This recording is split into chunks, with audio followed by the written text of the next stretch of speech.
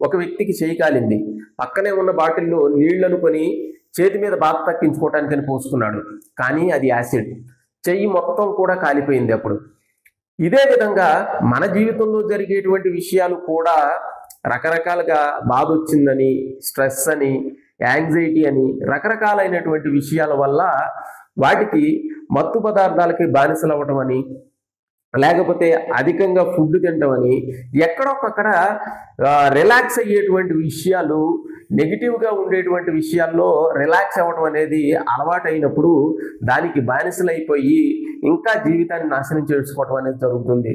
నిజానికి ఒక వ్యక్తి అప్పుల బాధతో ఒక పురుగుల మందు తాగాడు, కానీ ఆ హాస్పిటల్కి అయినటువంటి ఖర్చు 16 లక్షలు, అతడు మందు తాగటానికి కారణమైనటువంటి అప్పు 4 లక్షలు.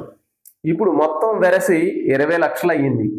అంటే మనం చేసేటువంటి పనులు కూడా మనం దుఃఖం వచ్చిందని ఇంకా దుఃఖంలోకి వెళ్తున్నామా, దుఃఖం వచ్చిందని చెప్పేసి ఆ దుఃఖం నుంచి బయటపడే ప్రయత్నం చేస్తున్నామా అనేటువంటి స్పృహ ఉండటం అనేది చాలా ముఖ్యమైనటువంటి విషయం.